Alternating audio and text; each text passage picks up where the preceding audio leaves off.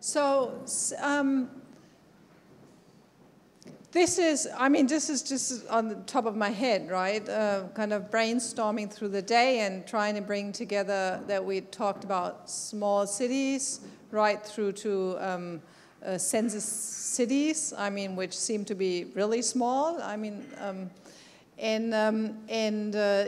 of the reports we had on smart cities, and I was just feeling that, maybe there's potential in your project that works with smaller cities in which the dominant capitalist class is not, as strongly in power and pushing, they're just cities that are less pressured in terms of, everything. In terms of, it doesn't mean to say that there are not class differences, but that maybe actually the smaller cities also allow to open up a lens for some of the really kind of innovative or different things that are happening, because they are different social spaces that have that are not in the same way integrated into kind of the global flow of capitalism, kind of capitalism. It's just really brainstorming. Don't know whether it's helpful, but.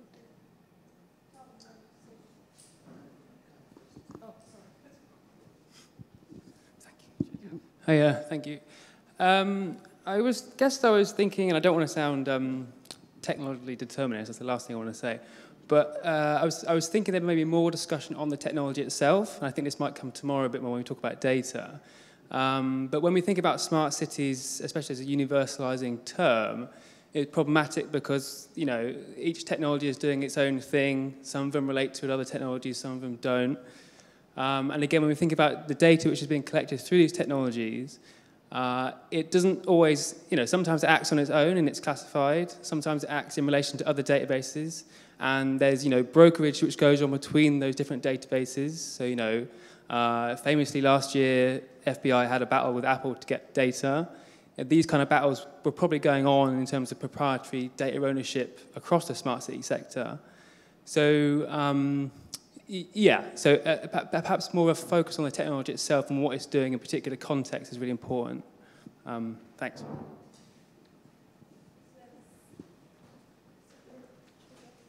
Thank you. Thanks. Yeah. Very short comments / suggestions. First is, for me, what stands out again and again from your project, from all the presentations that have happened throughout the day, is also this idea that there are 3 projects that the government has pushed almost parallelly. One is a smart city, the other is Aadhaar, and the third is 6 mega industrial corridors. While these are 3 national projects and they seem disconnected, but I think there is deeper connection there because all 3 feed into corporate / state, capitalist state interest, one. And second, there is a lot of push about data generation for which, uncritical acceptance of what data and to what extent can state take that data from us. And that would also define urbanity, which is already defining the urban movement and pushback against Aadhaar anyway. Third fact in this also is both Aadhaar and smart cities are aspirational projects. That's why it is very, very difficult for even the activist and advocate to find space and to really make a convincing argument to the advocates of Aadhaar or to the, amongst the public. So for me, I think like when we are looking at smart city, we should keep these parallel projects in mind. And second is just a request, which is, it's very reassuring to see so many people working on smart cities, but also because they have chosen 100 smart cities, which are in different states, and we don't know what is the extent of smart city development. Maybe your project could take the lead in creating a network of researchers who are working on smart cities so that the research, when your project ends, the outcome is not just your publication, but it is also about a space for allowing other researchers to feed in and be in constant dialogue with each other. So developing those kind of ways.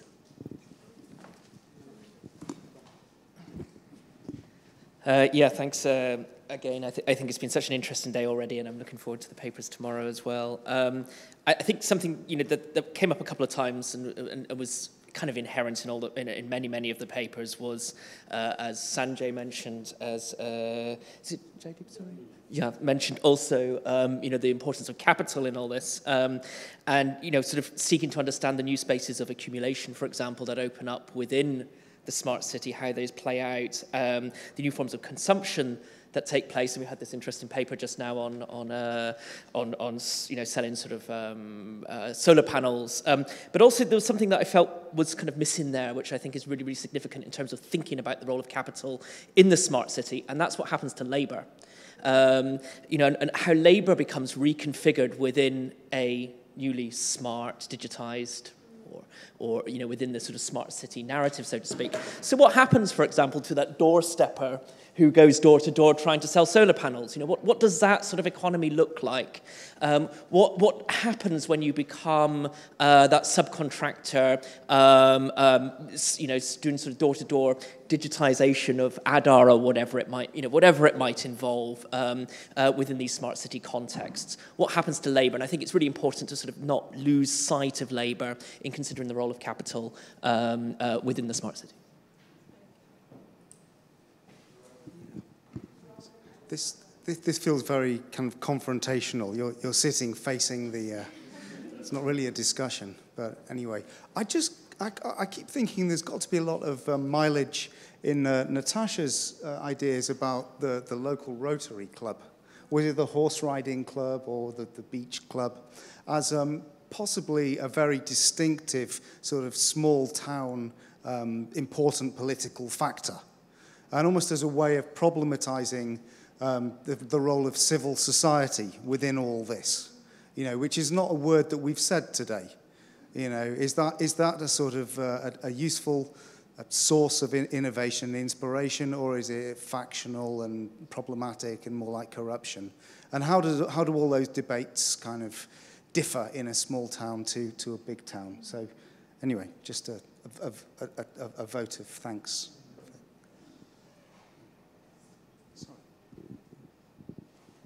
Yeah, thank you for today. It's been really fascinating. I'll be speaking about this tomorrow in my presentation, so I don't want to necessarily set this as the term, but I was thinking that what I'll be talking about with regards to Colombo is a type of, interaction with the digital and with technology that's a little bit less smart than the smart cities agenda that's been laid out today. It's much less sophisticated and impressive. I'm just going to be talking about a website and social media and how people talk about urban development. And so it struck me that some of the discussion of smart cities today, does it maybe overlook other less smart seeming forms of technology, but that are ways that people really do engage with the world around them? And then in overlooking that, is there a risk of reproducing some of this techno-utopian narrative where we're interested in form and data and structure, but not content? And could it be that through looking at, once again, maybe lower tech forms of digital mediation of the city, you can capture certain nuanced ways that people actually talk about their urban environment and not just the metadata of where they go and how they move around. So there seems to be something worthwhile to me in that interplay, which kind of came out in the video about Hackney. How do people convey their experience versus just the metadata that comes up through smart city projects?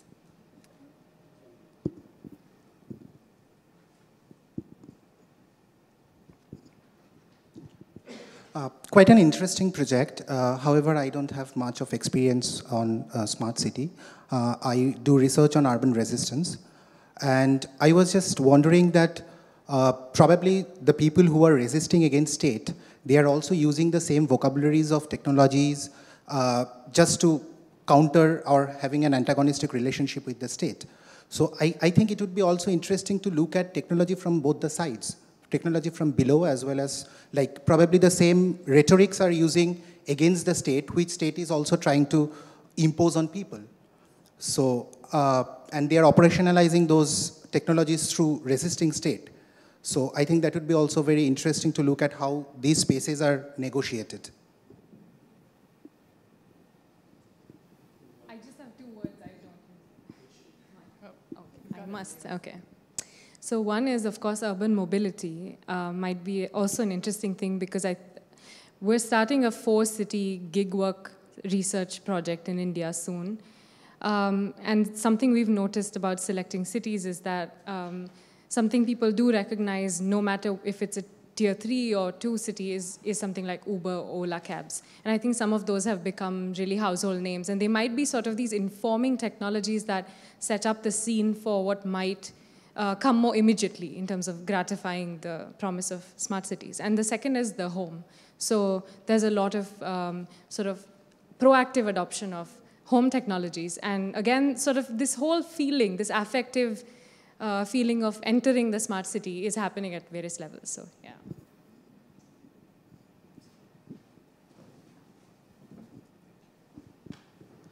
Okay. Thanks for the scintillating conversations all throughout the day to everyone. Yeah, I'm going to kind of restrict myself to 2 major comments, one on small cities and then small smart cities, and the other on smartness in general. For small smart cities, I think one very important aspect of the fact that there might be parochial notions of smartness that need to be explored. I've already spoken about the patriarchal aspect or other, other discriminatory lines, but along other discriminatory lines. But I'm also thinking about issues with the imagination of smart and the potential of data in small cities. And while I agree with Jaideep on the fact that a lot of what eventually enters the presentations and the final proposals might literally, almost like an assemblage, have various dimensions to how it comes about. But there's definitely one clear gap there, that there is no clear understanding of what AI really does or what blockchain really is. And despite that, there are decisions made. So my point being that even if the accountant or the data engineer in the back is sitting and proposing something, there is no clarity on what actually is being proposed. And that there is a delinking between the technical and the political, while it's technopolitics. And I think, and from that, I think I'd really like to say that, in small cities, I think one feature which is extremely important is the language and the diversity of language. And I think in your project, you've already started incorporating some of that. But I would say that I would urge you to think more on how do you break that barrier, because one of the key constraints of smartness is that it's not, one thing is that the idea isn't going across, apart from every other constraint that we have spoken of. And that's where I think I'll move to the smartness element. I think one quick point over there is the fact that some of us have spoken about the transformative potential of smartness in an information age. I mean, it's an information society. It's not like we can choose not to technologize ourselves. In that scenario, if one had to think about transformative potential, I think given someone speaking about global capital and its importance, I think global capital has sent a very interesting signal. I don't know how many of you are aware about the recent stepping away from technology by the tops of the financial trading in the sense of dark pools, where basically they're completely going away from algorithmic stock markets to going back to a room and a set of actors, which is basically delinking from technology, because suddenly the technology from a tool for neoliberal capital has now slowly gone back to becoming a threat with open competition or any other form of threat. And which is why I think that there's some value there in such a project to see what is the smartness bringing to the table. And one example that I'll give there is the possibility that right now there are, in India especially, there are many forms of public representation or people's representation, and especially during election times you see many such forms of representation, either through cash, kind, gesture, or social mobilizing, brokers, etc. Many forms through which this is realized or actualized. But what does smart take away from those connections? And if smart is replacing those connections with something else, how transformative is that? Because that will definitely do away with the parochial limitations. But on the other hand, it might also do away with the very developmental imaginations of those connections. Because all of those connections are formed because someone wants to develop or get some developmental benefits out of those. Yeah, sorry for the long comment. Thanks. I think Ayona knows that I always kind of come back to this point when we talk about smart cities, but I'm kind of interested in the sort of the disjuncture between the first part of the project's title and the second part. So the governing imagined futures and dynamics of change don't specify the city, actually. It's a social statement. It's a statement about the social. The first part of the project title is very clearly pinned on the city and the urban. And I think what's interesting to me is, in that sort of tension, is the shift in scale, and there's the sense that smartness is a way, or smartness can be thought of as a way of smuggling or naturalizing urbanization as a form of rural transformation, as a form of social transformation that's pinned to a kind of naturalization of urbanization and the forms of dispossession that entails. So I'm kind of, I guess one thing I would really want to urge is that smartness is thought about, or and I'm sure you're doing this, is studied, is researched as a discourse, as something that is not necessarily congruent with the places in which it's imagined. So in other words, that we can kind of keep some kind of critical distance between engaging with smartness critically and thinking about urbanization and rural transformation. So I think, in other words, I think the agrarian question is actually really important in all this as well. I think Srilata mentioned some similar points in her presentation, and one or two others have as well. But keeping some eye on what the discourse and the trope of smartness is doing in a developmental sense, I think, is really important.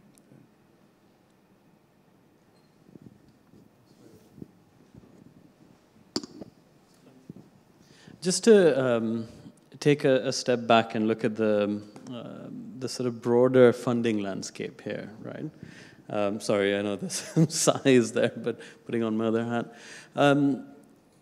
All of us are bound, or those of us that are involved in these sort of time-bound projects, invariably looking at innovation that is eruptive or disruptive in some way, and we, in our impact statements, we're kind of hoping that that disruption or eruption happens right within, conveniently within the time frame of our project. But of course, what if innovation is much more latent and much, much more long-term? I think critically your lens, particularly through looking at the city through the eyes of children, could potentially look at those long histories, right? Intergenerational change, and sort of look at crafting out those long trajectories. But I just wondered if the project team could... No, I know. I'm saying it potentially could be a view. But what do what do we make of that, right? What if those policy windows don't happen in the next 2 to 3 years, but are much more latent?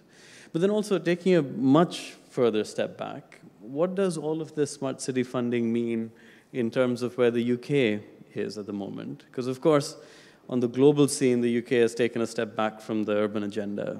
We all know that SDG 11 isn't a popular one with the current political dispensation. There's a particular, and I don't know if that's connected, but there is a disconnect, or at least a discordant conversation between all of the urban innovation happening in the UK and innovation happening globally. And I wondered if you've thought about making those links in any particular ways. Yeah, actually, Jaideep's point segues very nicely with a final point I was going to make as well, which is, a lot of what we've sort of talked about today has focused, of course, on rupture, on disjuncture, on transformation, on change. But I think, as a project going forward, it's also very, very important to be conscious of the continuities, right? That this is not, this is not all about transformation and change, and that includes the sort of imaginaries, imagined futures, of, the sort of futurisms that you're engaging with. Actually, how much of that simply doesn't change, how much of that simply remains the same, and why. How much of the narrative of the smart city is really performative, and how much of it actually creates these sort of disjunctures and ruptures that we are also very interested in, of course.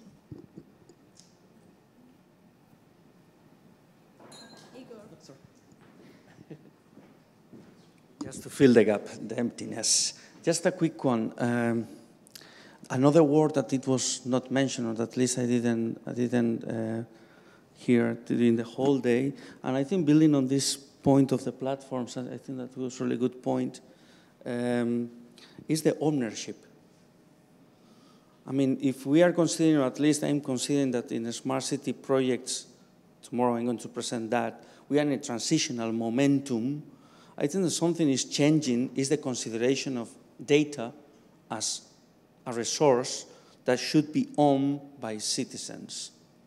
I'm going to leave the point there. So that means that we need to start talking about data ownership. And we are talking about how to manage, how to govern, how to be honest, and I'm going to be a bit radical with this comment. Rob, I think that you are going to agree with my point. Because I think that we need to be much more ambitious politically speaking. I mean, it's not just cosmetics, I would say. Thank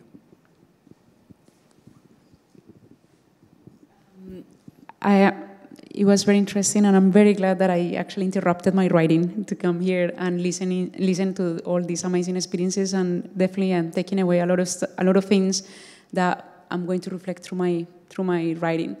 I was very interested in the smart city kit, the one that you mentioned in the toolkit. Yeah, I was wondering how that is going, like assessing. Mapping the assets, tangible and intangible assets, in the context, of course, hopefully this research informs for Latin American cities as well.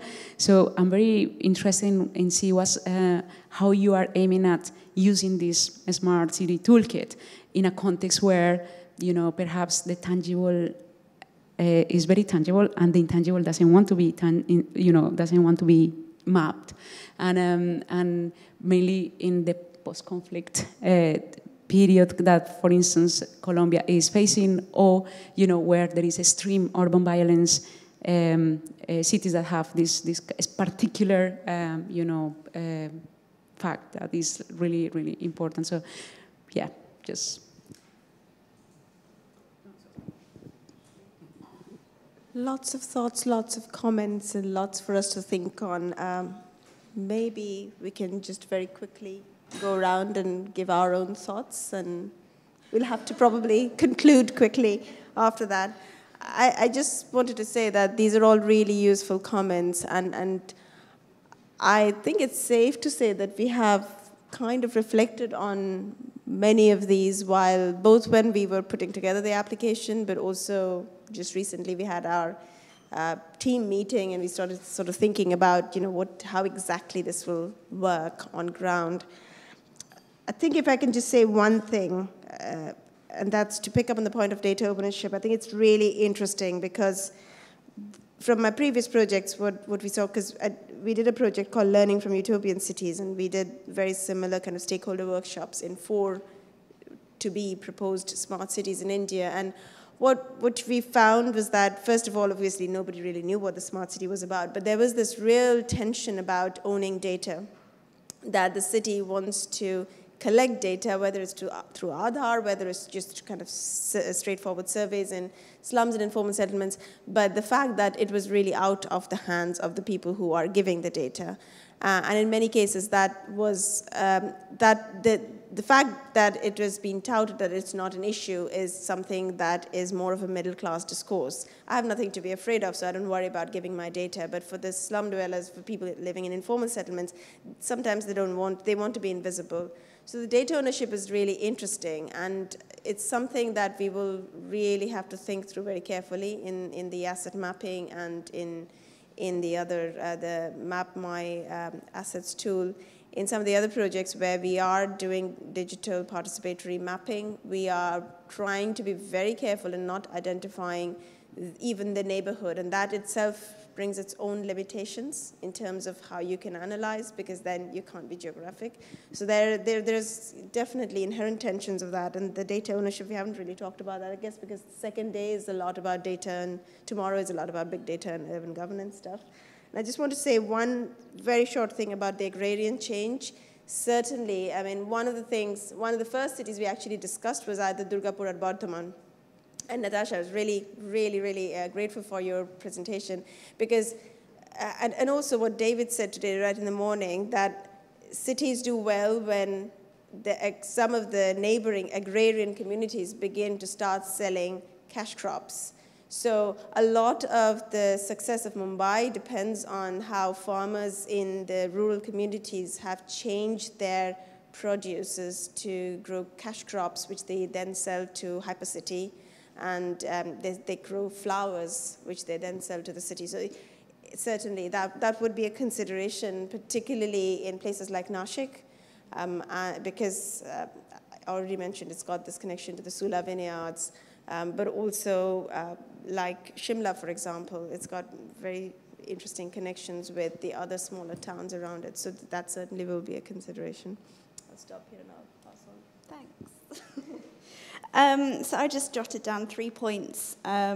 Firstly, I really enjoyed hearing the synergies between our different projects, and I think one of the suggestions was that we make a network or something as part of what we're doing, and I think that would be really important. And compared to the other projects that I've worked on, I've never done a workshop like on, in week 1 of a project, and actually I found it to be really energizing, even though I'm really exhausted now. And I think it's been a really productive day. One thing I don't think we've mentioned, we've mentioned a toolkit today that we're going to make at the end of the project, but another way we're thinking about that is a story map, and we might talk more about that tomorrow, and it's going to be kind of the layering of the data that we're going to be producing. And then thirdly, a few of you in the breaks have asked me about the Map My Community app and whether it is available to other researchers. I've just had a pot of money that I can make it open access. So it's a sort of watch this space. That's all I had to say. Yeah, thanks everyone. It's been a really inspiring day, and it's so interesting to see the projects in other countries as well. So I really look forward to developing those links, and also, as I say, for us, like taking something that is being developed within the context of urban situations here in the UK, like the community asset mapping processes, to see if we can make something that is relevant to India, relevant to Latin America. I think would be some really exciting exchanges there. We can definitely keep in touch around those. I think for me, one of the key points is the point about social change, though, and smartness underpinning this process of social change, massive social change, actually, in India, this shift to urbanization. And I think that, for me personally, as part of the team, is really what's driving my interest in this project. This is not obviously the first time we've seen a rubric used as a driver or as the model development itself, the terms of development itself. So it ties in with this idea of India, the modern India. We talked about aspirations, so this discourse around the shift to smartness is about making India a modern state that is the equal of the West, if you like. That's often the terminology that's used within these discourses in India. And so for me, it's not just about capital, but it's also about this sense of control and the sense of order. The ordering of these cities in a particular way, the control of these populations in a particular way. And so we will definitely be focusing on that. Although I always find it interesting in the Indian context, particularly if you listen to some of the discourse of the Hindu right, that still there is this imaginary of the rural being the heart of sorry, being the heart of India. And so these sort of trying to see them square this circle between creating these modern cosmopolitan cities, but still having this imaginary of the rural as the heart of India, I think is going to be also an interesting part of this, to explore that a little bit more. Anyway, yes, thank you. Hi. So I got inducted into this project literally yesterday. So, so it's a lot of feedback in a span of a few hours, but I'm glad for it. I think mainly I'm really happy to see that a lot of things that I have been thinking about, just in terms of what to do after my PhD, how to build it further, and things like that, a lot of those things are resonating, so I'm really happy to see that. For example, the question of linkages to agrarian life, urban resistance, what else did we have? Yeah, the question of like naturalization of urbanization as the inevitable outcome. All of these things I've been thinking about, so I think it's really nice to see that it resonates with an audience as well, and it kind of helps me to, I think, start framing the questions of this project against a larger sort of more abstract conceptual framework. I wanted to comment a little bit on Jaideep's comment about what doesn't change. And I think we really need to start studying continuities as much as we study transformation or change, and to sort of have some kind of theorization of which continuities are because of what, to have a theory of continuity in some way. Because it's true that a lot doesn't change, and as we saw earlier on from Ayona's presentation, that these are really projects that intervene into very limited spaces and very limited aspects of life, and much of life, urban life, rural life, just goes on. And the change is much more sort of slow and, yeah, undetectable within the time frame of a project, definitely, but also in larger time frames as well. Yeah, so I appreciate your comment regarding that. So I think I'll just stop there. Thanks. Yeah, they were really useful comments because, as Ayona said, that we have been talking about these things. I just wanted to just a few points. One is that I'm at King's on a British Academy Fellowship, and one of the aims is to create a network of urban scholars. So that is something that I'd really, maybe tomorrow we could discuss it. All of us have different projects, but then how to bring together on a platform of some kind where you contribute to our different projects, because that is something that I'd like to discuss tomorrow, because that is something that I'm supposed to do. So I can then tick my box saying, done. Okay. The second, I think, labor question is really important. I'll give you a quick example. About a month and a half ago, 3 months ago in Delhi, I went to this huge smart cities convention, which there was world's largest companies, the most senior bureaucrats, policymakers, consultants, etc. And one of the head of the central government centralized there's a data management corporation. She was saying, and it's a really interesting way of thinking about labor. She said, the newest form of labor and work is going to be, she said, the West is producing too much data, and now data outsourcing will be stored in India. So instead of having business outsourcing, now you will have places, as according to her. So whole notion of labor is really quite important, how labor is imagined. The third point is that, in the Indian context, there's quite a bit of, not inspiration, but examples actually taken from places like Bogota, because I've been working in a small project where you have, streets are blocked off every Sunday in different parts of Delhi right now, and now in smaller towns. And that's kind of connected to a more livable city project, and that's been taken from Bogota. I forget what the Colombian name is for that. But in parts of Delhi, Gurgaon, and other places, it's called Rahagiri, which means streetness. So you take over the street. And part of that is also connected to how you block off certain things like cars, but utilize smart technologies in order to allow people to do their exercise. So there are exercise, Nike sponsors various things and whatever.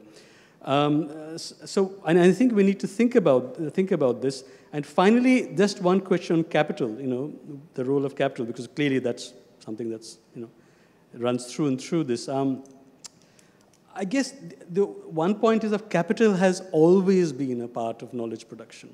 The largest American universities most of the chairs in critical philosophy are sponsored by Boeing or Walmart or whatever. So how do we actually think about capital? I think it'd be interesting here to think about the small gaps that can be provided to all of us as fairly insignificant people in the larger context scheme of things, as to how we direct some of these things that capital, global capital, large companies want to do towards whatever minimal level of ideas we have about social justice or whatever. But because beyond that, we know that, I mean, like whether it's Volkswagen Foundation that we are planning to, we might apply for the Ford Foundation.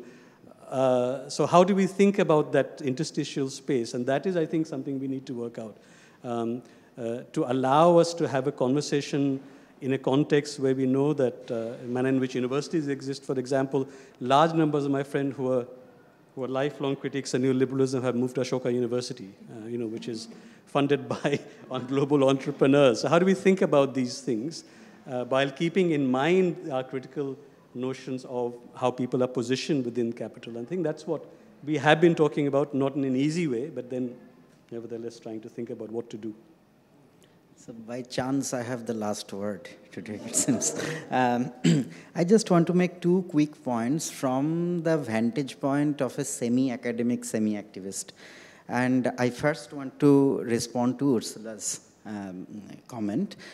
See, it's incredibly difficult to organize a resistance in a small city. Incredibly difficult. Right, because they don't have the kind of ambient environment for roadblock, road jam, media attraction. So a lot of off-the-map violence can take place. And so to have chosen smart cities in these areas is actually to conduct primitive accumulation unregistered, in an unregistered manner. So this is from the point of view of a semi-academic, semi-activist. And there is another semi-thing. So, and I'm thinking of it quite seriously nowadays. We are actually inhabiting a conjuncture in which there is a kind of a permanent transition of semi-digital, semi-colonial state. Right? So it's not going to be fully digital. It is a semi-analog, semi-digital moment. Paperwork has increased with digital revolution, right? So it's a semi-digital moment, and it's also a semi-colonial conjuncture. So how to approach small cities, smart cities, from the theoretical toolkit that Maoists used to offer at one point, semi-colonial, semi-feudal. It's like semi-digital, semi-colonial. And to think of smart, small cities as the new frontier of accumulation, where primitive accumulation can happen with much less resistance. So these two are my submissions. That was an amazing, profound last word. Thank you so much, Rito. It's got us really ready for drinks. No, that was fantastic. And just kind of a note of thanks again to everyone who indulged us today and came today, and for your fantastic presentations. This was really, actually, really exciting.